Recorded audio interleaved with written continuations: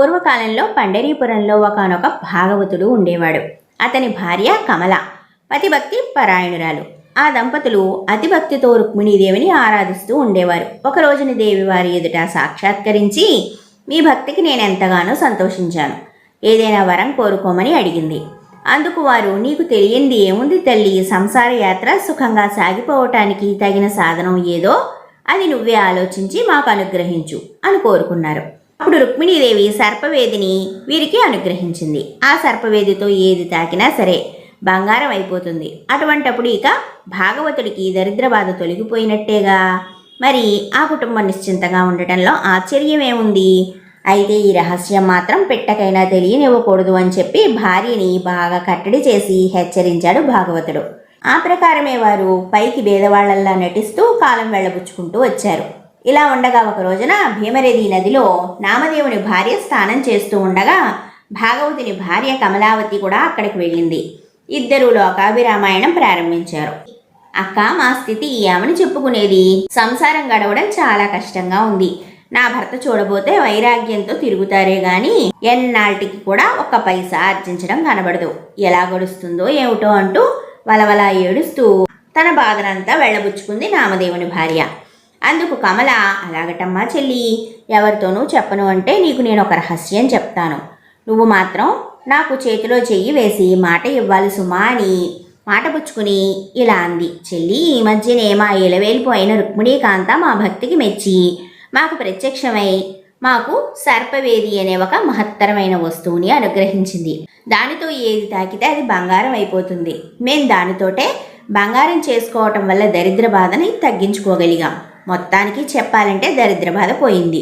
ఇప్పుడు సంసారం బాగానే సాగిపోతూ ఉంది. ఆ సర్పవేదిని నీకొకసారి ఇస్తాను. నీకు కావలసినంత బంగారం తయారు చేసుకుని దానిని మళ్ళీ జాగ్రత్తగా నాకు ఇచ్చేసేయి.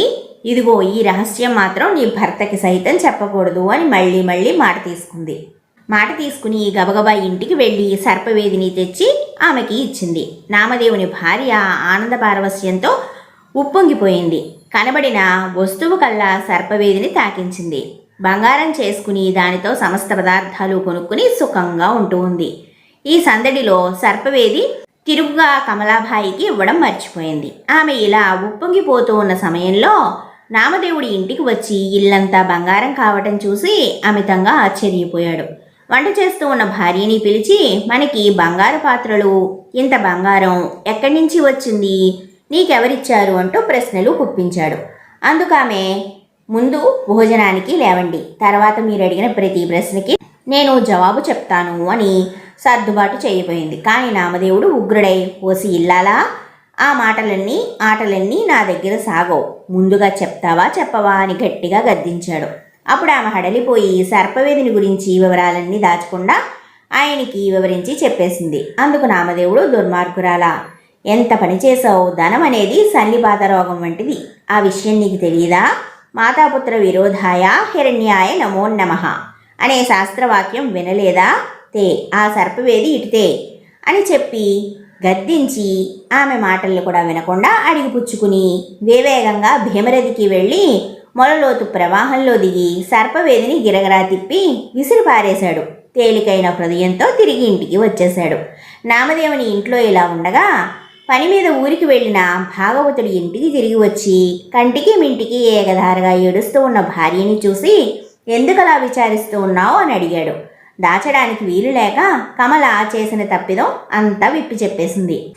అప్పుడు ఆ భాగవతుడు నిప్పు తొక్కిన కోతివెలే గంతులేస్తూ, రక్కసి, ఆడదాని నోట్లో నువ్వు గింజ కూడా నానదు కదా, పెట్టకైనా తెలియనియద్దు అని ఇంత చెప్పినందుకు రహస్యం వెల్లడించడమే కాకుండా వస్తునాశనమే చేసుకొచ్చావుగా, నిన్నేం చేస్తే పాపం ఉంది చెప్పు అంటూ చిందులు తొక్కుతూ ఆ మటునే నామదేవుని ఇంటికి వెళ్ళి, నాకు ప్రాణ సమానమైన సర్పవేదిని ఎలాగైనా సరే తెచ్చి నా చేతికి ఇయ్యి, అది లేకుంటే నా బ్రతికే వ్యర్థమైపోతుంది, ఇవ్వకపోతివా నేను నా భార్య పిల్లలు అందరం కూడా నీ వల్లే ప్రాయోపవేశం చేసి నీ గడపలో ప్రాణాలు విడుస్తాం, ఈ విధంగా బ్రహ్మహత్యా మహాపాతక నిన్ను చుట్టుకుని తీరుతుంది అని తన ఆవేదన అంతా కూడా నామదేవుని ఇంట వెల్లడించుకున్నాడు. ఆ ప్రకారం భాగవతుడు కుటుంబ సహితంగా అభోజనంగా ఉండి ప్రాణం మీదకి తెచ్చుకున్నాడు.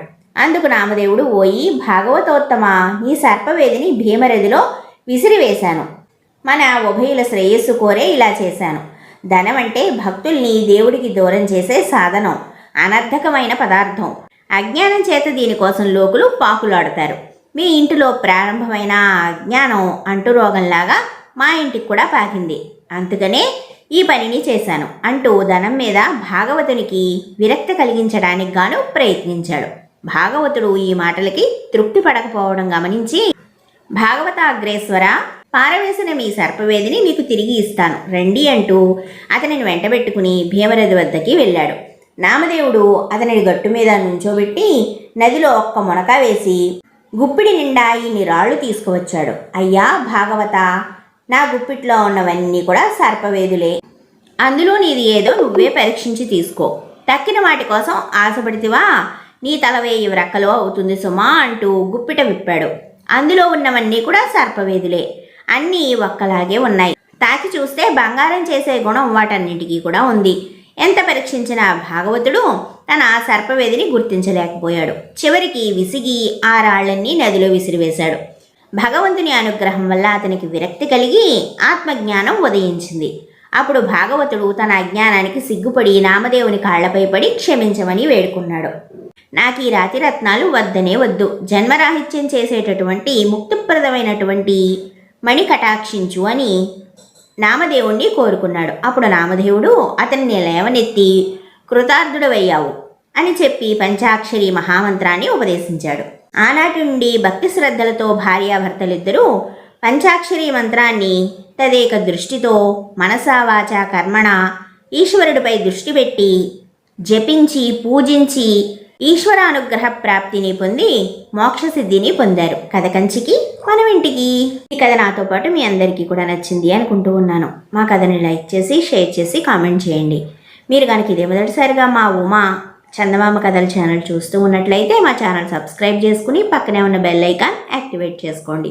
మనం తిరిగి మరొక మంచి చందమామ కథ